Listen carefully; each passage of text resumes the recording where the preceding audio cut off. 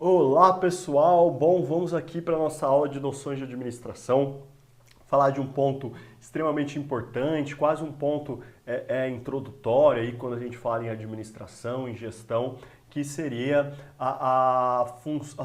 seriam as funções administrativas, né? Função de planejamento, função de organização, função de direção e função de controle. Esse assunto aparece para vocês também, gente, é muito comum, como os processos administrativos, os principais processos, né? Os processos que englobam aí as atividades dentro da organização, os processos ou funções, então, de planejamento, de direção, de organização e de controle. Vamos falar um pouquinho sobre cada um deles. Vocês vão perceber que a gente vai bem mais a fundo falando sobre planejamento, sobre controle. Eu vou citar como acontece também o planejamento aí dentro da administração pública, além do que é comum, né, entre gestão privada e pública. Na pública eu também vou citar rapidinho um assunto lá de administração financeira e orçamentária, mas importante, sobre planejamento, que pode aparecer para vocês. E na administração, quando a gente fala em controle na administração pública, vamos falar de ferramentas de controle, as ferramentas de gestão, mas vamos comentar também sobre alguns detalhes aí rapidinho, né, sobre como acontece na administração pública, como a Constituição pede também esse controle na administração pública. Pede não, né? Impõe o controle na administração pública. Tudo bem? Mas calma, a gente chega lá já já. É uma aula um pouco mais longa, então toma um cafezinho, toma uma água, acende a luz para não se distrair. Vocês vão ver que bastante coisa a gente vai escrever na tela também, então fiquem atentos aí, tá bom? Para que vocês aproveitem da melhor forma possível esse período que a gente vai passar junto. Então vamos lá, olha só. Funções administrativas ou processos administrativos, planejamento, organização, direção e controle no nosso curso aí de noções de administração. Esses, gente, são os 4 processos ou principais processos ou funções, pode aparecer de qualquer uma dessas formas para vocês dentro da administração. Resumidamente, só para dar uma introduçãozinha, quando eu estou cuidando do meu planejamento, eu estou definindo o que a organização quer, onde ela quer chegar, né? Como ela vai chegar, quais são suas metas, seus objetivos, os caminhos que serão seguidos.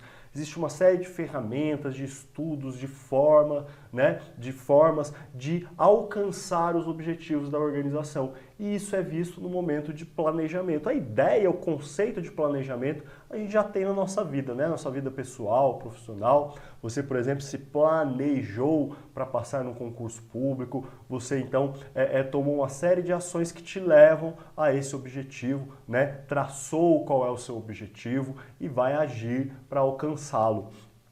A organização está ligada à distribuição dos recursos, né? A aplicação dos recursos. Os recursos, gente, quando eu falo em gestão e administração, os recursos são sempre limitados, né? Os recursos humanos são limitados, os recursos naturais, os recursos financeiros, os recursos materiais, os recursos que eu utilizo, que eu trabalho para que a organização alcance seus objetivos, aqueles que foram traçados lá no planejamento, esses recursos são limitados. Então eu preciso saber gerir, né? Como aplicar, onde aplicar, quanto aplicar desses recursos. E as funções de administração estão ligadas, de organização, perdão, estão ligadas a isso. A função de direção, né? Os processos de direção estão ligados a guiar, coordenar, levar as pessoas ao alcance dos objetivos da organização. Então, dirigir essas pessoas. O diretor dirige o gerente dirige os supervisores e assim sucessivamente. Aí varia de acordo com as hierarquias nas organizações, né? Mas basicamente é isso, dirigir, guiar, levar, coordenar as pessoas para o alcance dos objetivos da organização. E é preciso controlar, né? Seja por segurança, seja para saber se os meus objetivos estão sendo alcançados, se é preciso mudar de rumo, acompanhar os resultados que eu estou tendo. Isso faz parte aí da função de controle nas organizações. Nós vamos falar de cada uma delas aqui na nossa aula. Esse é o objeto de estudo da nossa aula. Tudo bem? Bom, vamos começar com o planejamento, então. Eu tenho aí 3 níveis dentro da organização, ou 3 momentos, pode aparecer com essas 2 nomenclaturas aí para vocês, do planejamento. Vejam só, a organização tem um nível estratégico, um nível tático, um nível operacional, hierarquicamente falando mesmo. Então, olha só, o nível estratégico é aquele que engloba toda a organização, que trata dos objetivos de longo prazo, certo? Que não se preocupa muito com os detalhes quando eu faço esse planejamento estratégico.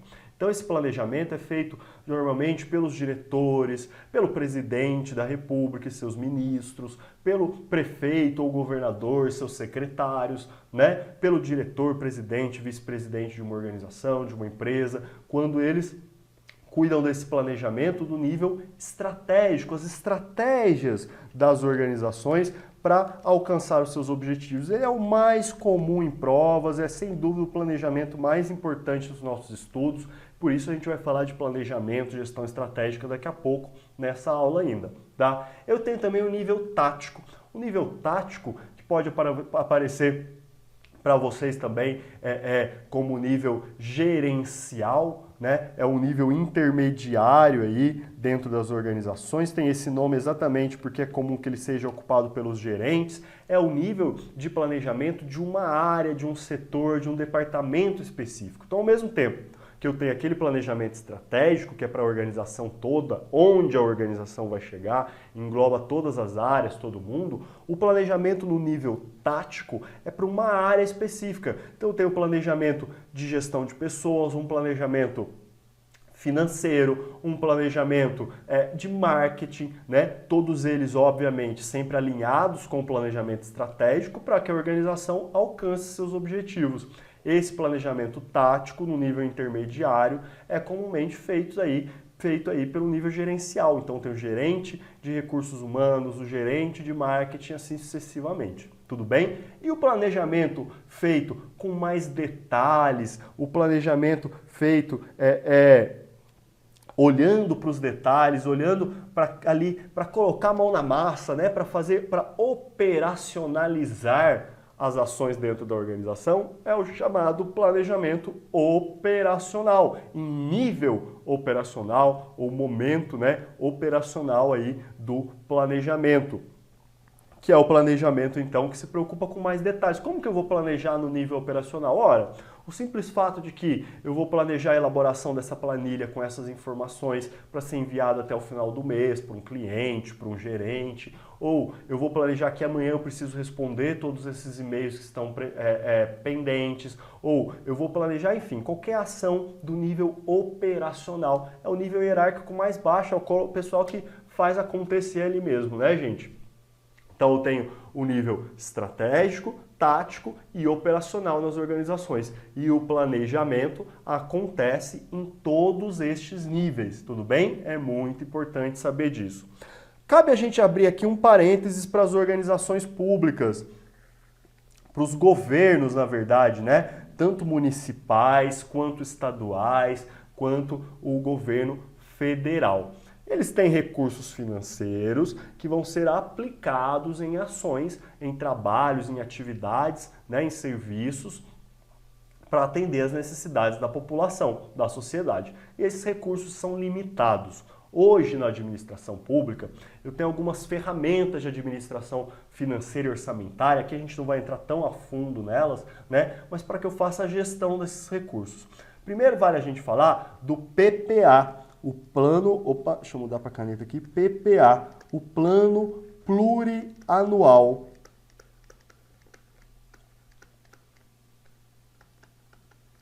O plano plurianual, o PPA, é um plano que todo governante do executivo, presidente, governador, prefeito, quando assume, né, no primeiro ano de mandato, ele vai elaborar durante esse primeiro ano o seu plano plurianual. O PPA é o planejamento do governo das metas maiores, dos objetivos maiores para os próximos 4 anos. O mandato tem 4 anos, então PPA elaborado no primeiro vale para o segundo, terceiro, quarto ano de mandato e para o primeiro ano do próximo governante também, para garantir a continuidade das políticas públicas, né? Então, o governante chega lá, assume dia 1º de janeiro, imagina parar tudo, né? Não tem nenhuma orientação, nenhum planejamento de como trabalhar. Por isso existe o PPA, para que ele assuma, tenha um ano para tomar noção das condições de gestão. Prepare o seu plano plurianual, que vale a partir do próximo ano e vale para o primeiro ano do próximo mandato também, seja o mandato da mesma pessoa, uma reeleição, ou de um novo governante, tudo bem? O PPA, gente, é um plano, um projeto de lei mesmo, tá? Que é enviado pelo Executivo para o Legislativo. Então, os governadores mandam para as assembleias legislativas, os prefeitos mandam para as câmaras municipais e o presidente manda para o Congresso Nacional, né? Lá no Congresso tem tanto a Câmara dos Deputados quanto o Senado Federal. Deputados e senadores votam, tá, gente, no âmbito federal. Esse plano plurianual. Então, são as metas, os objetivos maiores para 4 anos, certo? É um planejamento na administração pública. Ele vai objetivar a continuidade, né, dentro da administração pública. Lembrem-se que ações de apenas um ano não precisam estar no PPA, são ações que passam de um exercício financeiro, que passam de um ano, tudo bem? Ele tem a duração aí de 4 anos, mas não confundir com mandato, né, porque ele é elaborado no primeiro ano de mandato, votado pelo Congresso, pelo Legislativo, né, uma proposta do Executivo para o Legislativo, o Legislativo vota, então aquele que executa o orçamento público pergunta para os representantes do povo lá no Legislativo: eu posso planejar os próximos 4 anos de trabalho dessa forma? E os representantes do povo no Legislativo respondem que sim, autorizam, aprovando essa lei, esse plano plurianual, mas ele vale para 3 anos do meu mandato como presidente e para o primeiro ano do próximo mandato. Tudo bem? Então não vamos confundir esses 4 anos aí. E como eu disse, todo investimento que durou mais de um exercício tem que estar no PPA, no plano plurianual. A gente aqui não entra mais a fundo nele não, porque, bom, esse é um plano geral, um plano plurianual, né? Mas é importante também a gente entender que o orçamento público em si é a lei orçamentária anual, né? Ela sim é anual, todo ano tem uma lei orçamentária anual, tem uma em cada município, uma em cada estado, uma no Distrito Federal e uma na União também, tá, gente? E aí sim é a execução do orçamento, é como vai ser gasto cada dinheiro, o que vai ser arrecadado, certo? Quanto que a gente vai gastar aqui com os funcionários, com os órgãos especificamente, com as atividades da administração pública. É o orçamento em si, quanto que entra, quanto que sai. Só que não é só um orçamento contábil, né? Não é só entradas e saídas. Isso era antigamente, quando eu tinha o chamado orçamento tradicional. Hoje não. Hoje eu tenho o chamado orçamento programa, ou seja, a lei orçamentária anual, o orçamento moderno, é o orçamento programa, pode ser chamado de orçamento moderno também, tá, gente? Ou seja, ele está vinculado, ele vincula hoje o planejamento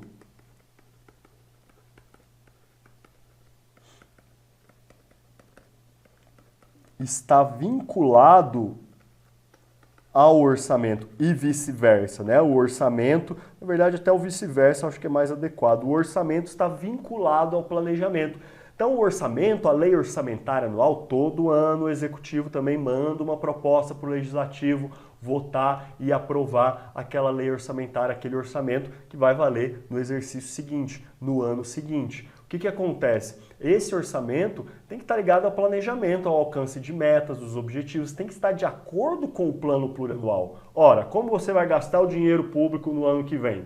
Eu vou gastar buscando, né, alcançar aquilo que eu tratei no PPA, aquelas metas, aqueles assuntos que foram definidos no plano plurianual. Então, hoje, planejamento e orçamento estão vinculados. Essa ideia, o conceito de orçamento programa, né? Faz parte de uma programação na administração pública. Pode aparecer para vocês como na administração pública o planejamento está vinculado à ação dos governantes. Ora, existe uma vinculação através do orçamento programa. A lei orçamentária anual tem que estar de acordo com o plano plurianual, com aquilo que foi planejado para os anos seguintes, para os exercícios seguintes. Tudo bem? Bom, e o planejamento estratégico, que é aquele que a gente vai entrar mais a fundo aqui no nosso curso, tem entre suas ações, entre seus trabalhos, a definição de missão, visão, valores e negócio. Vejam só, missão nada mais é, volta aqui, missão nada mais é, gente, do que a razão de existir da organização, né? Por que existe aquela organização? Qual que é a sua missão? E aí eu trago sempre exemplo aqui para vocês, para que o aluno tenha acesso a um exemplo prático, para que tenha uma ideia. Olha só, qual que é a missão da Fiat, uma empresa que todo mundo conhece?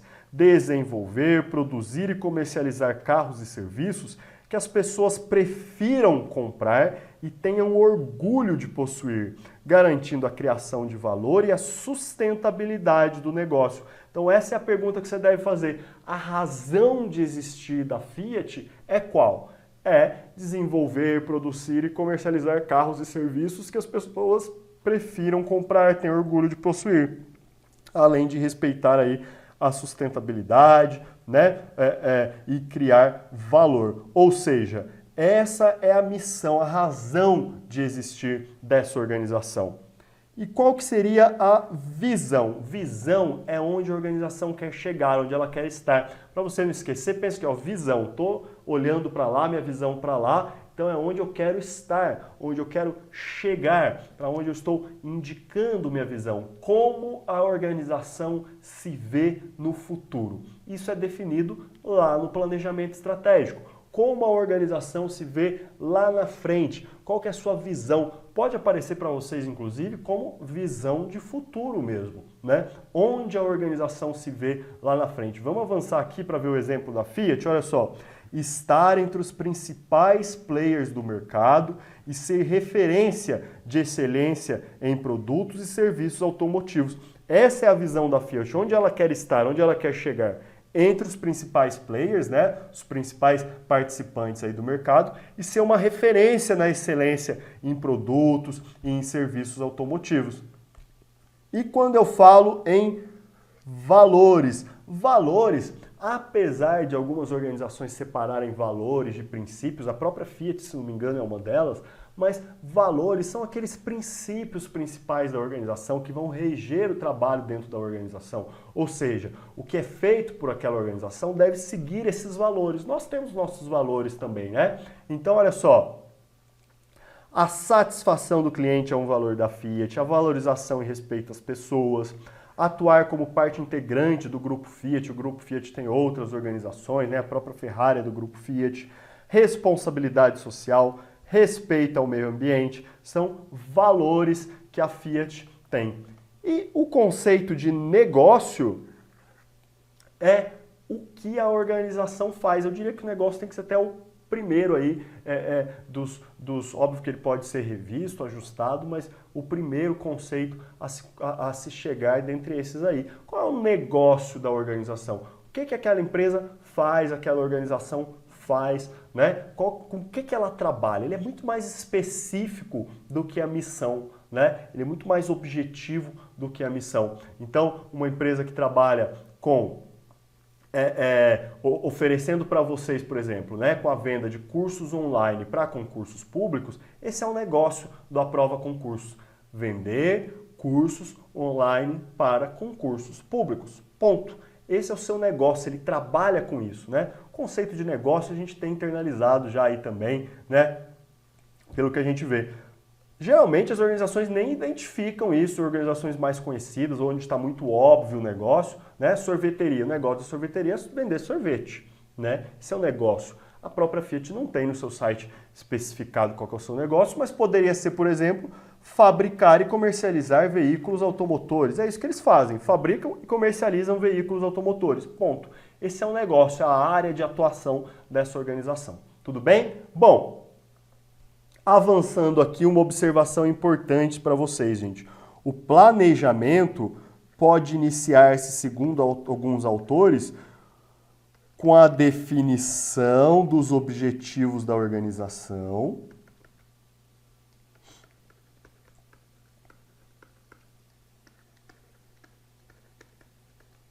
então, alguns autores dizem que o planejamento deve começar com a definição dos objetivos da organização. Onde a organização quer chegar? Quais são os seus objetivos? Alguns autores dizem que o planejamento deve começar aí. Esse deve ser o primeiro passo do planejamento. Definir os objetivos da organização. Que objetivos ela quer alcançar? Mas outros autores, uma outra parte da doutrina, diz que o planejamento deve começar com a análise dos ambientes interno e externo.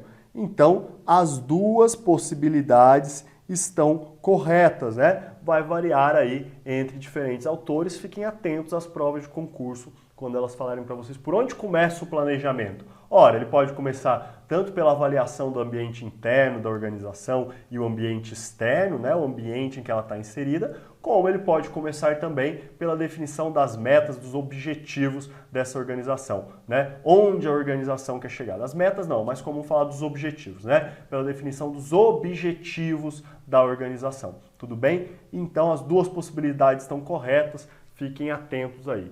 Olha só o que o CESP já ensinou para a gente sobre isso. No que tange ao conceito, planejar é decidir antecipadamente o que fazer, quando fazer, como fazer e quem deve fazer. Maravilha, né? Essa parte aí onde a gente aprende algo que já foi citado pelas bancas anteriormente. Planejamento é o processo de determinar os objetivos organizacionais, como atingi-los, e é hierarquizado a partir das perspectivas estratégicas, táticas e operacionais, certo? Você tem uma perspectiva estratégica lá na direção, toda a organização, longo prazo, sem se preocupar com detalhes. Você tem um planejamento tático no nível intermediário, também chamado gerencial, que é para uma área específica, né? E o planejamento operacional, que é mais detalhado, no nível hierárquico mais baixo aí dentro da organização.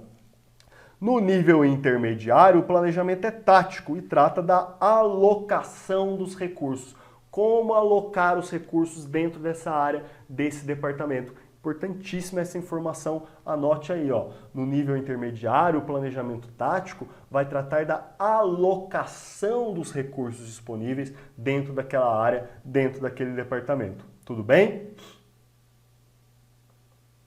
Bom, para que eu faça o meu planejamento estratégico, né, ou a minha gestão estratégica, eu devo utilizar, eu tenho disponíveis algumas ferramentas de gestão de administração.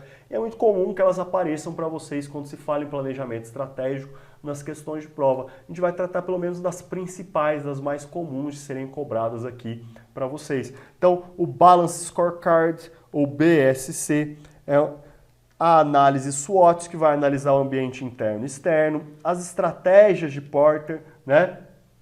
O mapa estratégico, existem outras, claro, mas aqui vamos ver essas principais mais comuns de serem cobradas de vocês. Vejam só, Balance Scorecard ou BSC foi desenvolvido por Kaplan e Norton, né? É um modelo que vai complementar, né, gente? Complementar dados financeiros que a organização tenha, né? Dados financeiros aí do seu passado, do seu histórico, usando indicadores para medir os fatores que vão levar a organização a ter sucesso no futuro. Então, o BSC, o Balance Scorecard, vai criar uma visão e estratégia da organização através de uma perspectiva financeira, como que a gente aparece para os nossos acionistas, né, para o dono do recurso, para quem investiu, né, perspectiva financeira.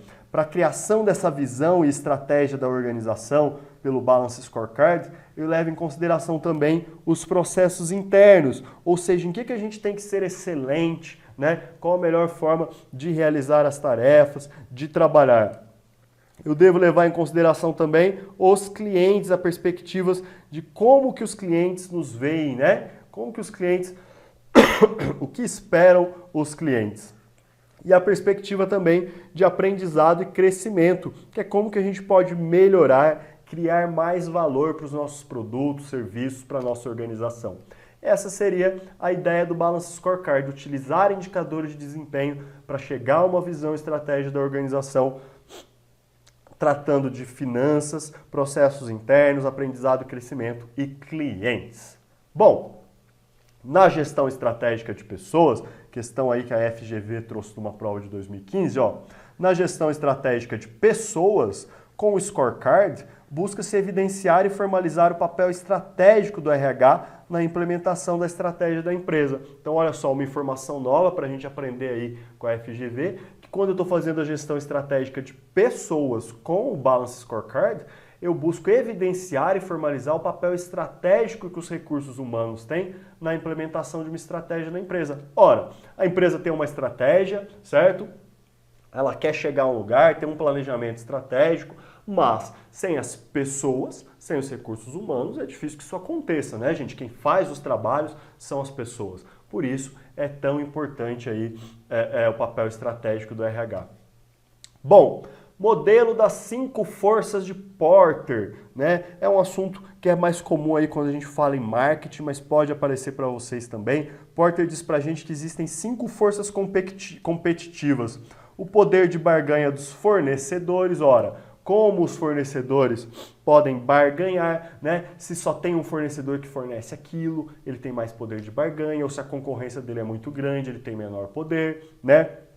As ameaças de produtos substitutos, produtos que vão ser, os meus produtos podem ser trocados por estes produtos, produtos que podem substituir os meus, é uma força. O poder de barganha dos clientes, se eu só tenho um cliente ou um cliente que compra quase tudo que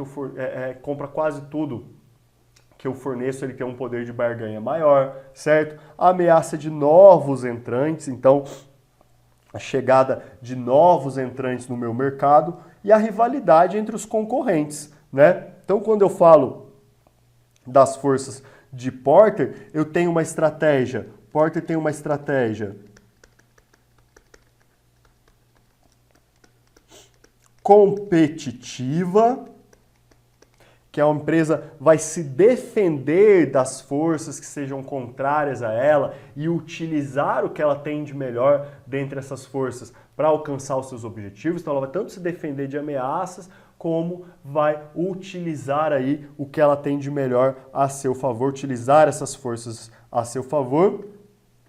E eu tenho também estratégias genéricas, que são forma de lidar com essas forças. O administrador vai focar em uma dessas estratégias genéricas aqui. Então ele vai querer ser líder em custos, vai ter menores custos, maior eficiência. É uma estratégia ter liderança em custos. Outra estratégia genérica seria a diferenciação. Eu vou ter produtos ou serviços diferenciados, únicos, com diferenciais, para que as pessoas prefiram, né, o meu produto ou serviço.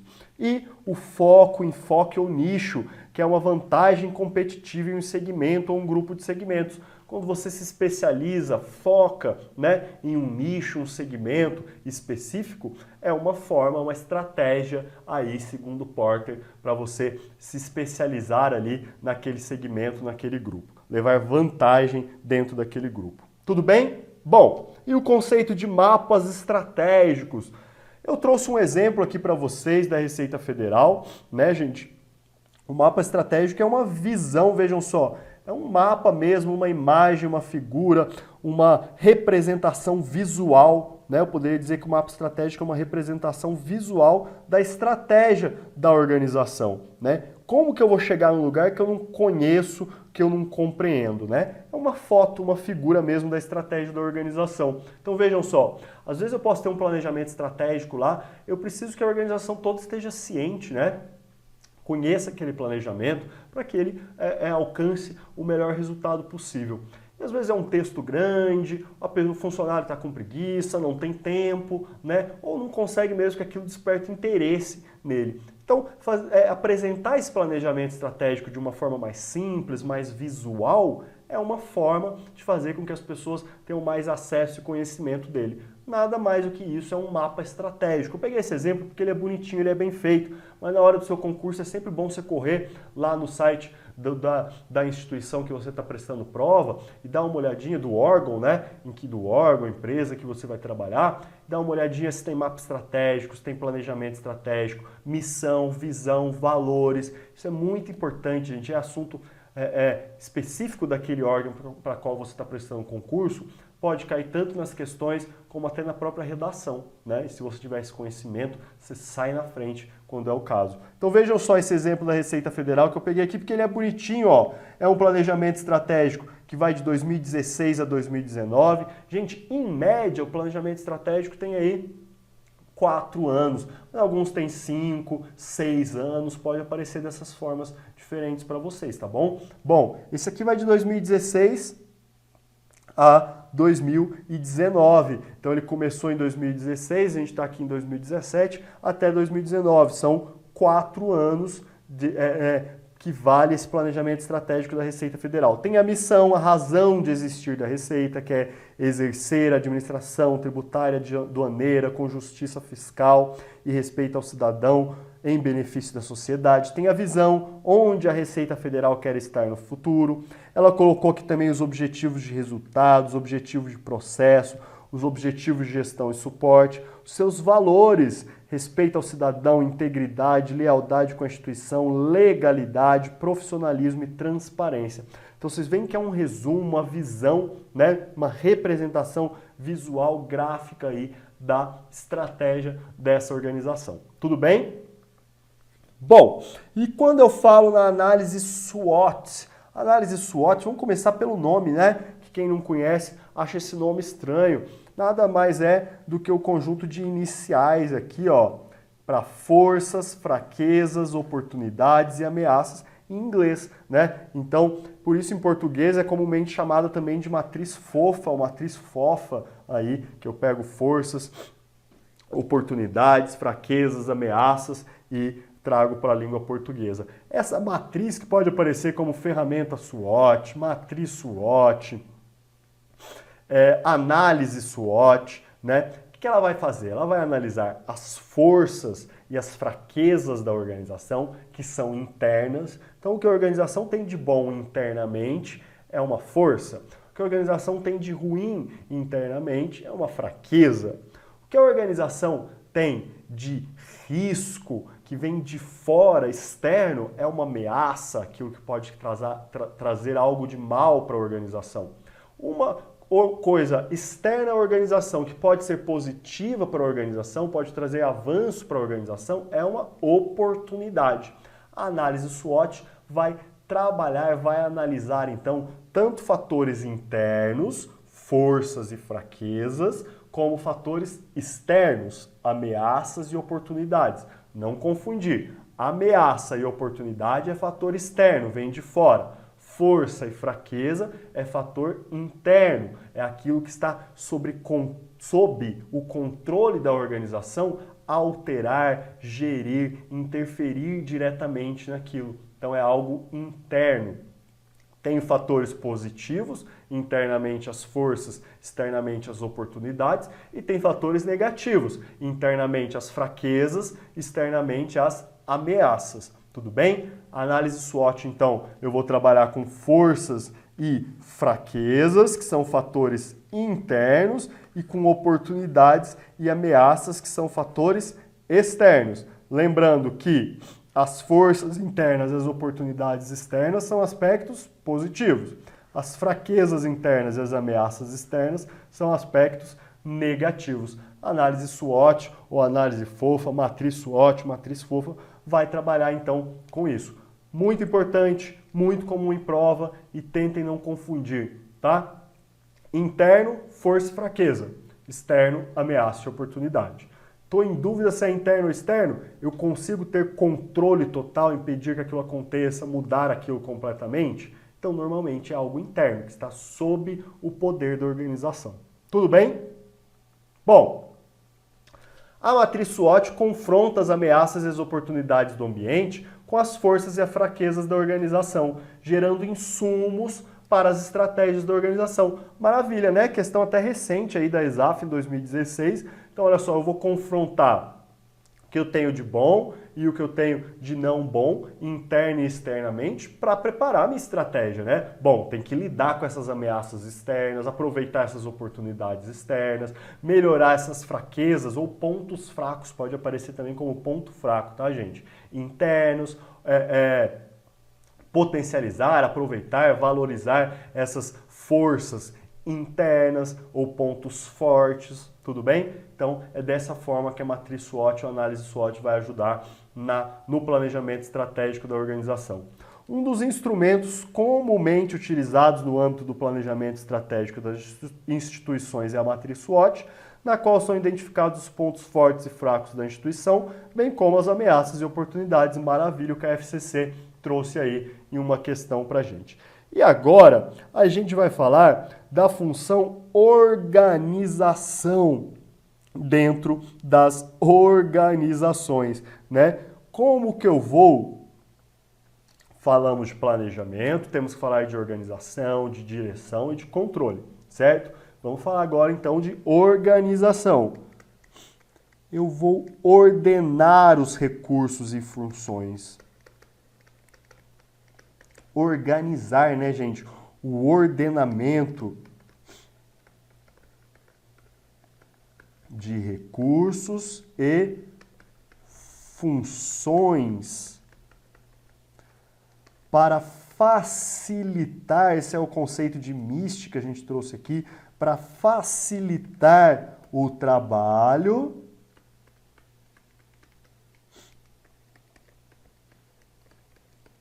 e criar nova visão da organização.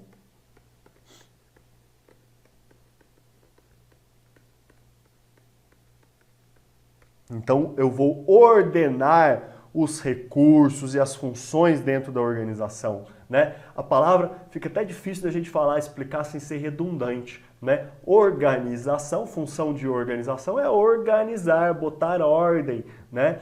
Tanto nos recursos quanto nas funções dentro da organização, para o trabalho ficar mais fácil, para ter uma nova visão da organização. Então, a função de organização está ligado a lidar aí, administrar os recursos que eu tenho disponíveis dentro da organização, né? É preciso ordenar o que, professor? Do que você está falando? Que recursos são esses?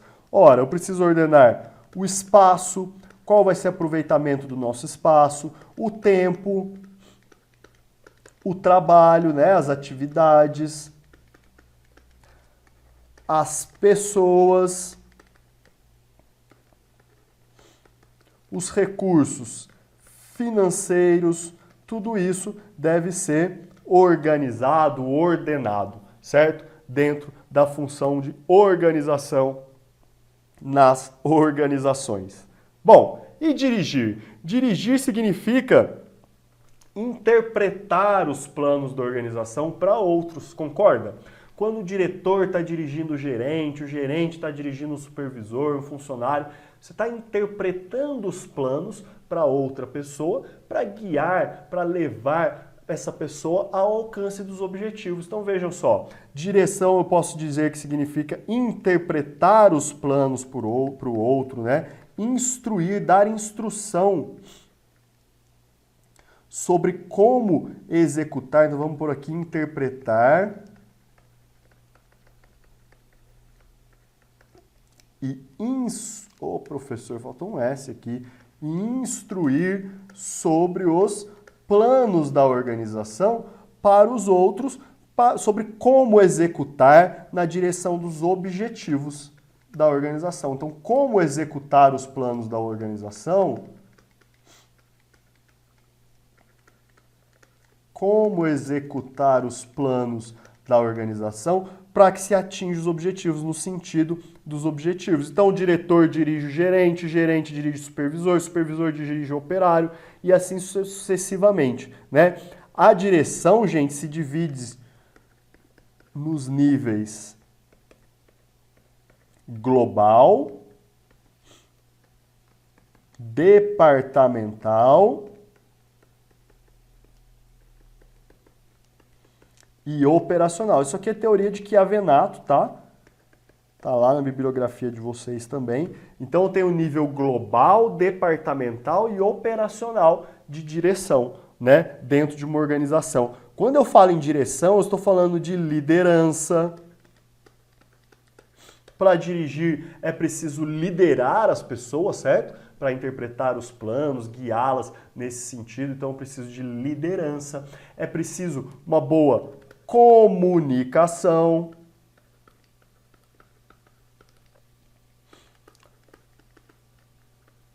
quando eu falo em descentralização, eu estou falando de direção também. Quando eu falo em delegação, em delegar, eu estou falando de direção. Motivar as pessoas, dirigir as pessoas, motivação, dentre outras atividades aí dentro da administração, dentro da gestão, que estão ligadas à função de direção, aos processos de direção, certo?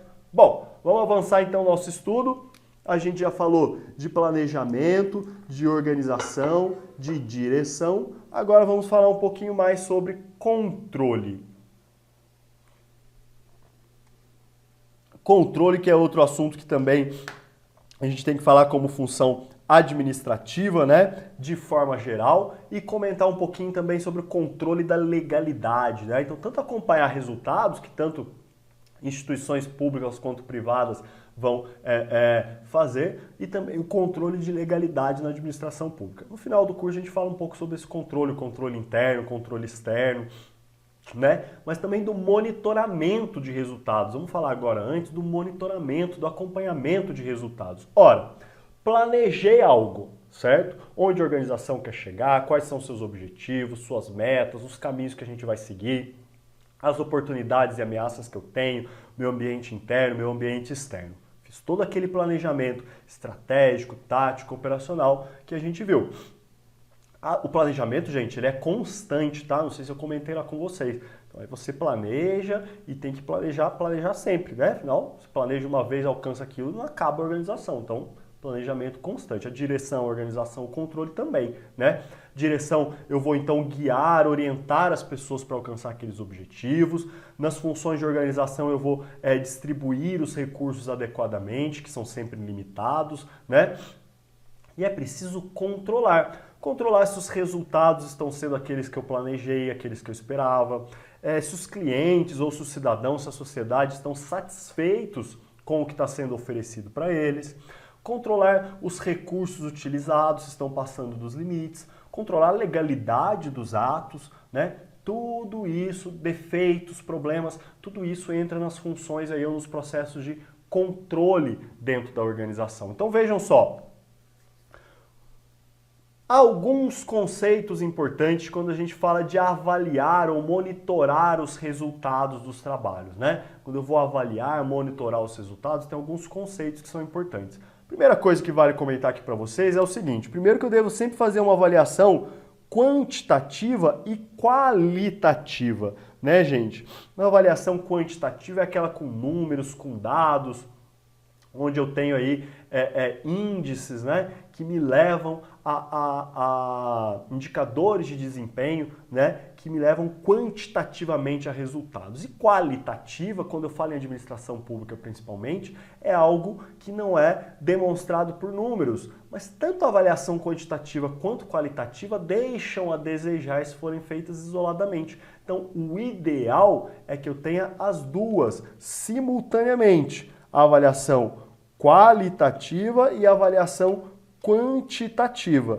certo? O ideal é que eu consiga as duas avaliações. Outra informação importante é que, gente, o acompanhamento, o controle e a avaliação podem ocorrer antes, durante e depois das ações. Óbvio que em alguns casos não tem como fazer, por exemplo, uma avaliação da satisfação da população com uma política pública nova antes dessa política pública ser implementada, né? Então, dos resultados dessa política pública, antes dela ser implementada. Não, mas depois que ela é implementada, se ela continua sendo executada, eu posso avaliar sempre antes, durante e depois. Então, sempre que possível, né, fazer essa avaliação antes, durante e depois. Antes é a priori, né? Depois é a posteriori. Fiquem atentos a esses sinônimos. Durante é concomitante, né? Então, antes, durante e depois de um trabalho, eu posso fazer avaliações, posso fazer controle das atividades de acordo, claro, atento às especificidades de cada caso aí, né? Segundo que a Venato, inclusive, gente, lembrei de uma coisa importante aqui para comentar com vocês. Segundo que a Venato, o controle serve, olha só, o controle serve tanto para identificar falhas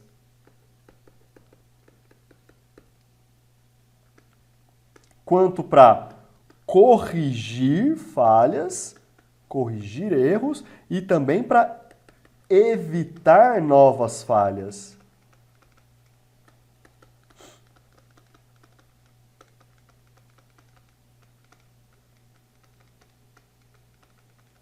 Que é a Venato, que inclusive esse conceito anterior que a gente falou de direção também aqui, ó,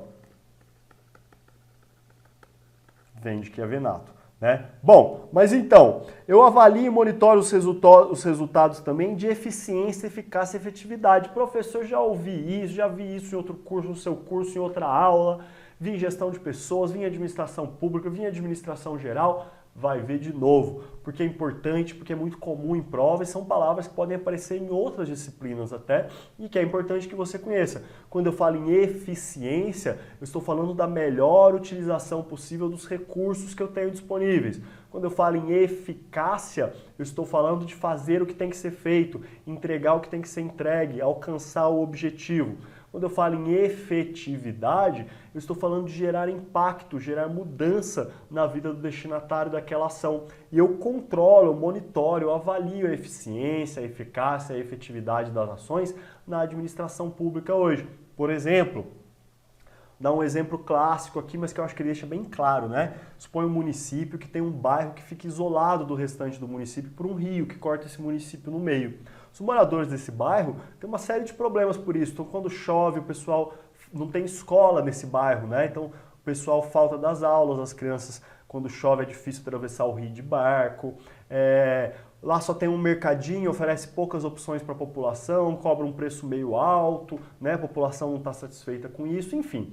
O ideal é que se construa uma ponte ligando os dois lados da cidade, né? Por cima desse rio aí. E aí o prefeito resolve construir, nós vamos analisar então a eficiência, a eficácia e a efetividade da construção dessa ponte. Para ela ser eficiente, eu tenho que ter utilizado os recursos disponíveis da melhor forma possível, ou seja, ficar dentro do orçamento, né? Utilizar a mão de obra, os materiais que foi planejado, aquilo conforme o plano, né? O ideal para construir aquela ponte. Se eu conseguir fazer isso, fui eficiente. Se eu entreguei a ponte, cumpri o que eu tinha que cumprir, alcancei aquele objetivo, eu fui eficaz, houve eficácia. E se esse prefeito consegue melhorar a vida das pessoas, então as crianças estão faltando menos das aulas, foi aberta concorrência para aquele mercadinho, ele teve que se ajustar aos concorrentes do outro lado do rio, então houve mudança, impacto na vida das pessoas, houve efetividade. Tudo bem? É um exemplo rapidinho aí, mas importante para conhecer esses conceitos que são utilizados para avaliar as políticas públicas hoje em dia, né? São utilizados na administração pública. Tudo bem? Eu devo analisar as ações, os trabalhos, fazer tanto análises custo-benefício quanto análise custo-efetividade. Análise custo-benefício, gente, é aquela que a gente está bastante acostumado a fazer até nas nossas vidas, né? Onde eu vou considerar os custos e resultados monetários, financeiros. Essa análise considera os custos de executar um projeto, por exemplo, e os benefícios que esse projeto apresenta, né? Os custos financeiros, os benefícios financeiros. É a análise custo-benefício. E a análise custo-efetividade, a análise custo-efetividade, os impactos gerados não são traduzidos em dinheiro, eu não consigo ter resultados monetarizáveis, eu não consigo colocar em dinheiro, por exemplo, a satisfação da sociedade, a melhoria da vida das pessoas de uma ação de uma organização pública. Então é difícil medir a efetividade, mas eu posso analisar os custos financeiros com a efetividade, né, a mudança, o impacto na vida das pessoas, objetivos não financeiros nesse caso, né? Nada impede, gente, que lá no planejamento também eu faça, por exemplo, uma análise custo-benefício, né? Eu estou lá no momento de planejamento, a gente já viu que eles são constantes, né? Estou lá no planejamento, vou analisar o custo-benefício de determinada ação, de repente é possível fazer isso antes, fazer isso no planejamento, tudo bem? Bom, então é assim que eu avalio e monitoro resultados. Indicadores de desempenho. Para saber do meu desempenho em uma organização, eu posso utilizar indicadores, né? Para não ficar só no achar, tá bom o resultado, tá bom quanto? Quanto que eu queria, onde eu quero chegar, o que eu posso melhorar. Para isso a gente usa indicadores de desempenho. Vamos dar uma lida nesse conceito? Olha só, o próprio ANTAC traz esse conceito para a gente. Os indicadores são instrumentos de gestão essenciais nas atividades de monitoramento e avaliação das organizações, assim como seus projetos, programas e políticas, pois permitem acompanhar o alcance das metas, identificar avanços, melhorias de qualidade, correção de problemas, necessidades de mudança e outras coisas. Então, através dos indicadores, eu sei como as coisas estão andando, né? Eu acompanho se as metas estão sendo alcançadas, se a qualidade está melhorando ou piorando, eu posso corrigir problemas, eles vão, como o próprio nome me diz, né, até redundante, eles vão me indicar o desempenho que eu estou tendo. São importantíssimos para as funções para a função de controle dentro da organização, os indicadores de desempenho. Quais que são, então, as funções básicas dos indicadores? Descrever, através de informações, o estado real dos acontecimentos e o seu comportamento. Qual é o estado real, né, das finanças? A gente vai ver tipos de indicadores daqui a pouco. Daquilo que está sendo medido, avaliado, monitorado. Qual é o comportamento? Está melhorando? Está piorando? Né? Analisar as informações presentes com base nas anteriores, de forma a realizar proposições valorativas. Então eu analiso as informações de agora, comparando com os indicadores que eu tenho de momentos anteriores, para fazer uma proposição, para falar que a gente melhorou, que a gente piorou, que a gente avançou, que está igual, está estagnado, né? Os indicadores de desempenho vão servir para isso também. Bom, e as variáveis que compõem um indicador de desempenho? Do que é feito o indicador de desempenho? Quais são as variáveis que o compõem segundo o Bilek aí? Olha só, o índice é o valor numérico, é o número mesmo do indicador ali, a relação matemática em um certo momento, né? Aquele índice que eu tenho de desempenho. Um referencial comparativo é um índice que foi arbitrado, convencionado para aquele indicador, né? Foi decidido que vai utilizar aquele referencial como padrão para comparar. Ora, você tem um índice, você tem um número que muitas vezes você não sabe se é bom ou se é ruim, né? Então você pode ter aí um referencial comparativo, um índice que você usa de comparação como padrão, certo? Para comparar o seu. Uma meta é um índice que você quer alcançar, um índice que foi arbitrado para os indicadores que vão ser alcançados num período de tempo, né? É um ponto ou uma posição que vai ser atingida aí no futuro, é a meta. Através do alcance de metas, gente, eu chego aos meus objetivos, tudo bem? A fórmula de obtenção do indicador, qual que é a fórmula? Como que esse índice numérico foi obtido, né? Quais dados foram utilizados, qual caminho, qual metodologia foi utilizado? Qual é essa fórmula? Bom, professor, eu tenho uma ideia do que são indicadores, mas me dê exemplos, me fale de tipos de indicadores para eu entender um pouco melhor. Tudo bem, vamos falar sobre isso agora, olha só, segundo Martins, inclusive. Indicadores de produtividade. Exemplo, a quantidade de pacientes que foram atendidos pelas horas de trabalho de um enfermeiro. Então, se tem um enfermeiro que trabalha lá, quantos pacientes que ele atende por hora? Ah, ele atende 4 pacientes por hora. Então, ele trabalha, olha só, vamos falar de uma forma diferente para ficar mais fácil de entender aqui. Ele atendeu 8 pacientes e trabalhou 4 horas. Então, em 4 horas, ele atendeu 8 pacientes. A produtividade dele vai ser de 2 pacientes por hora. Concorda? Então, esse é o indicador de produtividade desse enfermeiro. 2 pacientes por hora, a quantidade de pacientes que ele atendeu pelas horas de trabalho dele. Pode ser também a produtividade de uma máquina, né? A quantidade de itens que essa máquina produziu sobre a quantidade de horas que ela ficou funcionando.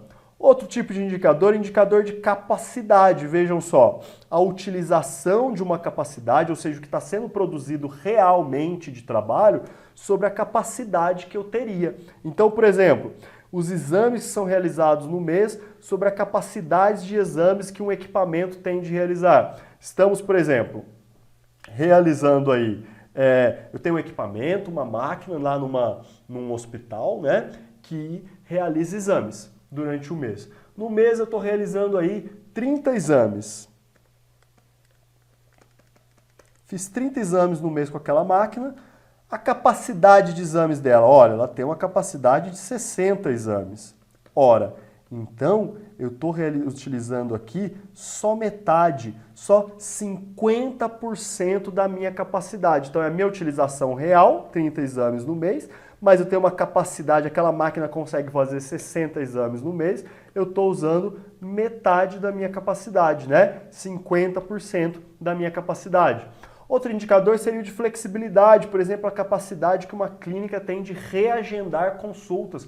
Quando chove, o pessoal não vai fazer consulta, todo mundo quer mudar para o mesmo dia. Qual que é a capacidade de flexibilidade que essa instituição tem? Que essa organização tem. Indicadores de velocidade, exemplo, o tempo médio de espera em cada mês na fila de atendimento de um órgão público. Então, média aí de espera de pessoas para serem atendidas numa fila vai indicar a velocidade, né? Esse indicador me traz a velocidade do atendimento. Indicador de confiabilidade, ora, as obras de uma determinada prefeitura que são realizadas dentro do prazo previsto. Ora, metade das obras são dentro do prazo, 60% são dentro do prazo, 40% não é muito confiável porque vai além do prazo. Indicador de qualidade, um exemplo aqui, o número de itens produzidos com defeito comparado com a quantidade tolerada de defeitos. Então, o indicador de qualidade vai dizer que eu tive aí um lote sei lá, 50 mil peças, eu tive 10 defeitos, a meta, a quantidade tolerada, né, era de 5 defeitos. Opa, o que está acontecendo então para a qualidade estar desviando tanto do que a gente esperava? Tudo bem? Isso é um indicador de desempenho de qualidade. Outro tipo de indicador seria os indicadores estratégicos.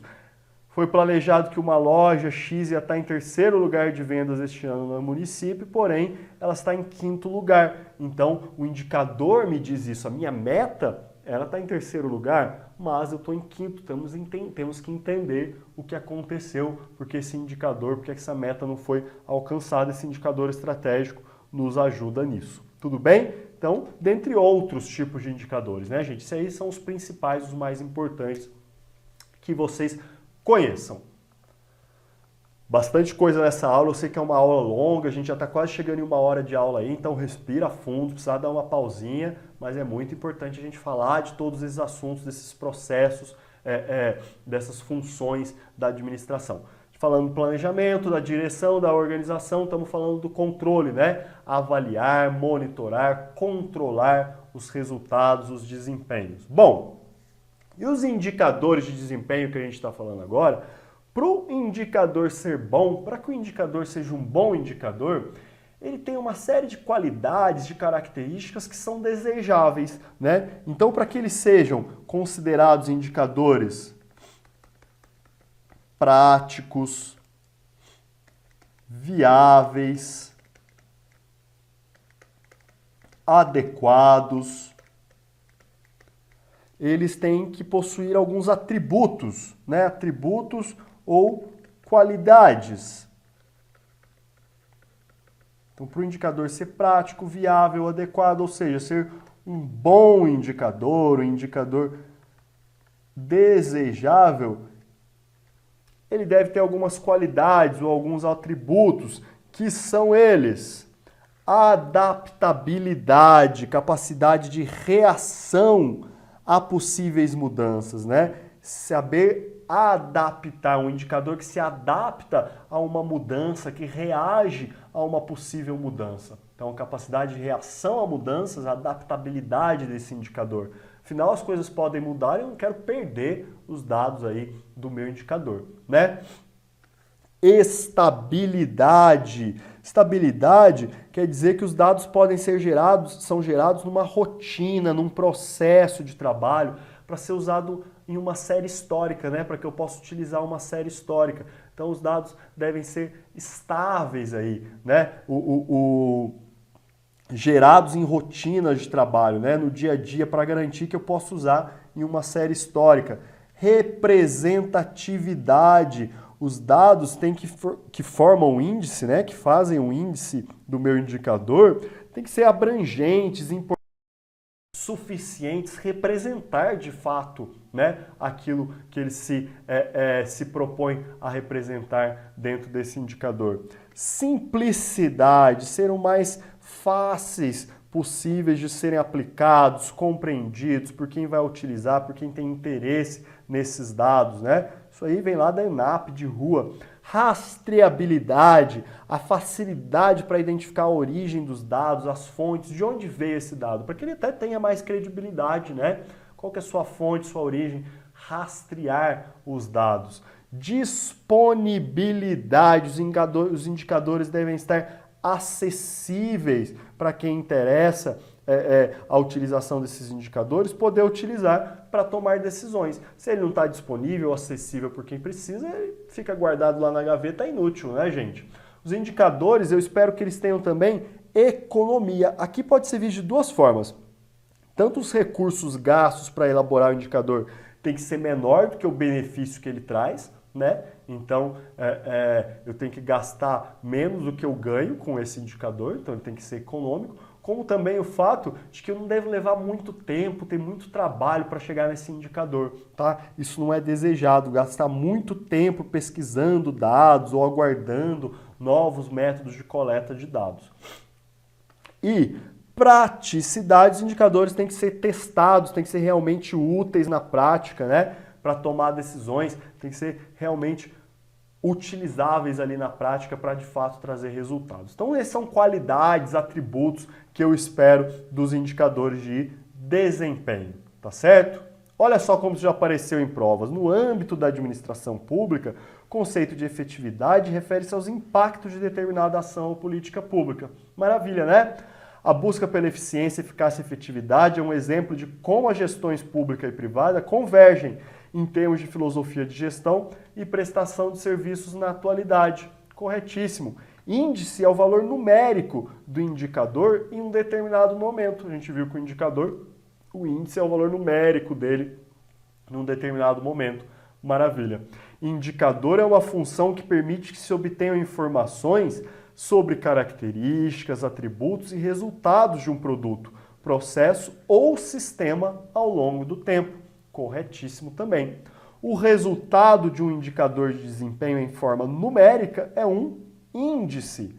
Corretíssimo também, acabamos de ver. Bom, se fosse falar de controle em apenas como a avaliação dos resultados, evitar os erros, corrigir esses erros, evitar que eles se repitam, né? O monitoramento, a avaliação, esse controle, é isso que a gente comentou. Mas na administração pública, vale a gente comentar aqui também algo que você talvez já tenha visto no direito administrativo ou no direito constitucional, um pouquinho só, não vamos tão a fundo, tá, nesse estudo, mas o controle dentro da administração pública inclui também o controle da legalidade dos atos, né? Controlar se os atos estão sendo feitos, tomados dentro da legalidade, né? Afinal, você está trabalhando, administrando, gerindo, governando recursos que não são seus, são recursos públicos, recursos de terceiros. Então, olha só, não são só seus, porque você como cidadão também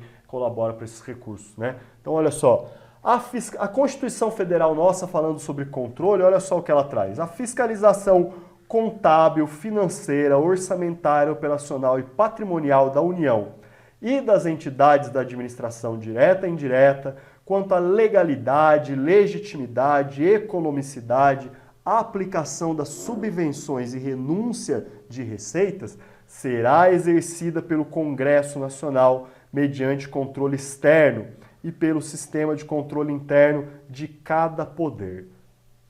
Vamos ver bem isso daqui. Olha só, esse artigo é extremamente importante. Então, a fiscalização operacional, patrimonial, contábil, financeira, orçamentária, tanto da União quanto das entidades da administração direta e indireta, né? Quanto à legalidade dos atos, a legitimidade, a economicidade, como que estão sendo aplicadas as subvenções, quanto às renúncias de receitas, quando se abre mão de receitas, quem vai fazer essa fiscalização, né, mediante o chamado controle externo, é o poder legislativo, no caso da União, que a gente fala aqui, o Congresso Nacional. Né? Nos estados, a Assembleia Legislativa, nos municípios, a Câmara de Vereadores. Então é o Poder Legislativo, o Congresso Nacional, vamos focar aqui na União, na Constituição Federal, é o Congresso Nacional que faz o controle externo. Externo por quê? Porque, gente, a maior parte das ações da administração pública, né, vem do poder, o maior orçamento, né, o orçamento mais forte ali é o do executivo, né, colocando as políticas públicas em ação, né, o orçamento público. Como é um poder executivo sendo fiscalizado por outro poder legislativo no caso, né, Congresso Nacional, eu chamo de controle externo, vem de fora, vem de outro poder, tudo bem? Por isso esse nome, isso é controle externo. E a Constituição fala também que cada poder, ou seja, o executivo, o legislativo e o judiciário, devem ter também o seu controle interno, certo? Então, poder executivo, legislativo e judiciário fazem controle interno, têm controle das suas próprias ações? Sim, da legalidade, da fiscalização dos seus atos, todos aqueles aspectos que a gente viu. E o controle externo é feito pelo Legislativo, no caso o Congresso Nacional. Um parágrafo único aqui desse artigo 70 é importante também. Prestará contas qualquer pessoa física ou jurídica, pública ou privada, que utilize, arrecade, guarde, gerencie ou administre dinheiros, bens e valores públicos ou pelos quais a União responda, ou que, em nome desta, assuma obrigações de natureza pecuniária, financeira. Olha só, gente, pode ser pessoa física ou jurídica, pode ser de direito público ou privado, né? Essa pessoa pode estar utilizando, arrecadando, guardando, só gerenciando, administrando o quê? Dinheiros, bens, valores ou valores que a União responda por eles, ou fazendo isso em nome da União, assumindo obrigações, todo mundo prestará contas. Não interessa se é física ou jurídica, público ou privado. Se tem algum dinheiro, se tem algum recurso que pertence à União, que está sob seu poder, sob sua gestão, sob sua administração, você como servidor público trabalhando vai ter recursos aí que estão sob a sua ação, que estão sendo gerenciados por você, administrados por você, você presta contas sobre esse recurso, tudo bem? O controle externo, que é exercido, né, a cargo do Congresso Nacional que a gente viu, será exercido com o auxílio do Tribunal de Contas da União, o TCU. Então, o controle externo é exercido pelo Congresso Nacional da União, né? O controle externo da União é exercido pelo Congresso Nacional. E ele tem o auxílio do Tribunal de Contas. O Tribunal de Contas da União, o TCU, auxilia o Congresso Nacional a realizar o controle externo. Lembra quando o TCU emite pareceres sobre as contas, sobre o orçamento, prestação de contas do Presidente da República, do Poder Executivo? É o TCU auxiliando o Congresso Nacional a fazer esse controle externo. Tudo bem? Então, olha só, de tudo que a gente falou aqui, vamos mais a fundo um pouco, vamos organizar de uma forma melhor. Isso foi um trechinho da Constituição sobre controle externo e interno que é importante. Vamos falar um pouco teoricamente aqui, olha só. Definido controle interno. Vamos falar do controle interno, aquele que cada poder faz de si mesmo ou que os órgãos fazem de si mesmo, olha só. Definido na Constituição Federal de 88, na Lei de Responsabilidade Fiscal, na Lei 8666 de 93, que é a lei que trata aí das licitações, dos contratos administrativos e em outros documentos legais. A própria administração pública revê seus atos ilegais, inoportunos ou inconvenientes. É responsabilidade de todos os poderes. Então, exemplo, no Executivo a gente tem a CGU, a Controladoria Geral da União, que faz aí a revisão, o controle interno das contas, das ações do próprio Poder Executivo da União. Tudo bem? São muitos órgãos, muitos funcionários, então tem uma controladoria que vai fazer esse controle interno. É comum chegar um funcionário da CGU em um órgão da União também, por exemplo, o Ministério da Saúde, e pedir para ver um processo de licitação, né, de um determinado serviço, por exemplo, de segurança. E aí eles vão ver o que foi feito correto, o que foi feito errado, né? Vão dar sugestões de melhoria, vão fazer o controle interno. Mesmo sendo outro órgão, faz parte do mesmo poder, então é chamado de controle interno. Tudo bem? Olha o que a Constituição Federal fala disso no seu artigo 74. Os poderes legislativo, executivo e judiciário manterão de forma integrada sistema de controle interno, com a finalidade de... Quais são as finalidades desse controle interno que todos os três poderes devem manter? Avaliar o cumprimento das metas previstas no plano plurianual, a execução dos programas de governo dos orçamentos da União, PPA que a gente falou lá no planejamento, né? Comprovar a legalidade, avaliar os resultados quanto à eficácia e eficiência da gestão orçamentária, financeira e patrimonial nos órgãos e entidades da administração federal, bem como da aplicação de recursos públicos por entidades de direito privado, exercer o controle das operações de crédito, avais e garantias, bem como dos direitos e haveres da União. E o controle interno tem também como finalidade apoiar o controle externo no exercício de sua missão institucional. O externo é aquele que o Congresso Nacional, que é o poder legislativo, faz sobre os outros poderes com auxílio do TCU, por isso é externo. Tudo bem? O controle interno deve apoiar esse controle externo também.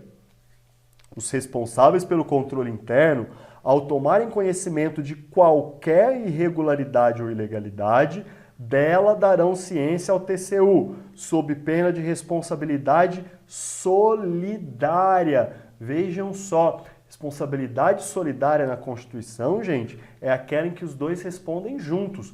Então, se você é responsável pelo controle interno, toma conhecimento de algo que deveria ser informado e não informa, você passa a ser responsável junto, solidário, né, com aquele que fez uma ação que deveria ser informada aí ao TCU.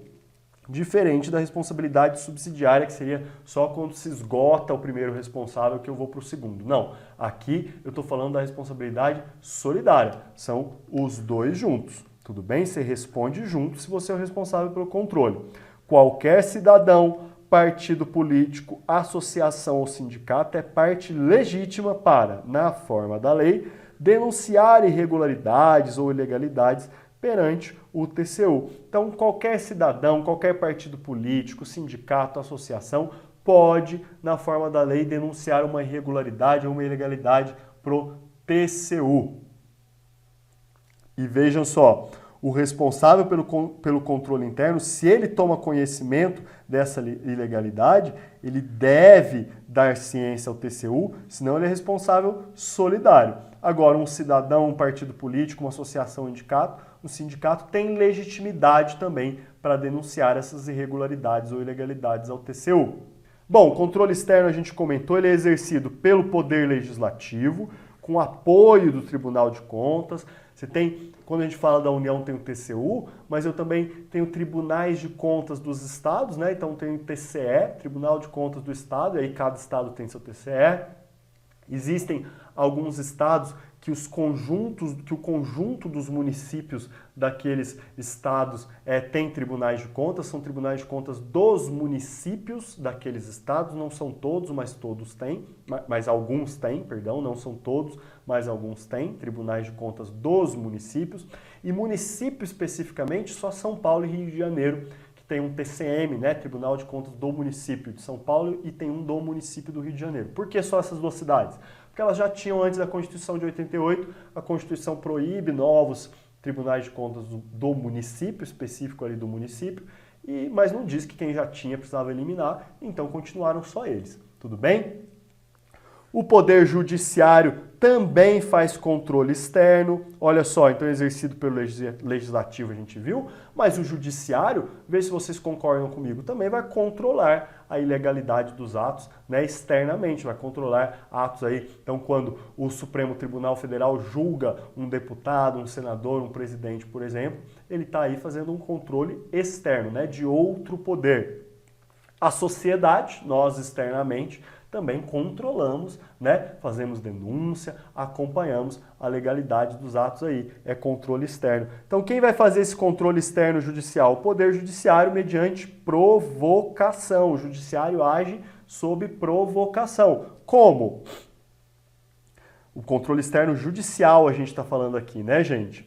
Como? Mandado de segurança, ação popular, ação direta de constitucionalidade, habeas data, habeas corpus, ação civil pública, mandado de injunção, são todas formas de controle externo que vocês veem lá no direito constitucional judicial. Controle externo social, quem faz é qualquer cidadão, partido político, associação ou sindicato, na forma da lei. Como? Faz uma denúncia perante o Tribunal de Contas, perante o Ministério Público, órgãos de defesa do consumidor, ouvidorias dos órgãos, ação popular, ação civil pública, são formas da sociedade fazer um controle da administração pública. Esse controle é externo. Quando eu falo em controle social, gente, eu tenho ação popular, que é para anular atos lesivos aí ao patrimônio público, e ação civil pública, que é responsabilidade por danos morais ou patrimoniais que foram causados, tá certo? Controle social, lá na Lei 7.347 de 85, fala o seguinte: qualquer pessoa poderá e o servidor público deverá provocar a iniciativa do Ministério Público, ministrando-lhe informações sobre fatos que constituam objeto de ação civil e indicando-lhe os elementos de convicção. Então, se um ato deve ser objeto de uma ação civil, um fato, e se eu tenho elementos de convicção para indicar sobre isso, se eu sou uma pessoa qualquer, um cidadão qualquer, eu posso provocar a iniciativa do Ministério Público. Mas se eu sou um servidor público, eu devo provocar a iniciativa do Ministério Público. Tudo bem? E o controle externo legislativo, aquele que a gente já falou, quem faz é o Senado, a Câmara dos Deputados, as Assembleias Legislativas, as Câmaras de Vereadores. Eles têm auxílios dos tribunais de contas. E como que ele é feito? Através de CPIs, né, comissões parlamentares de inquérito, convocação de autoridades, pedidos de informação, fiscalização contábil, financeira e orçamentária. Bom, tem duas partes de bibliografia e referências bibliográficas aí, né, no material de vocês, que a gente viu bastante coisa nessa aula, das funções administrativas.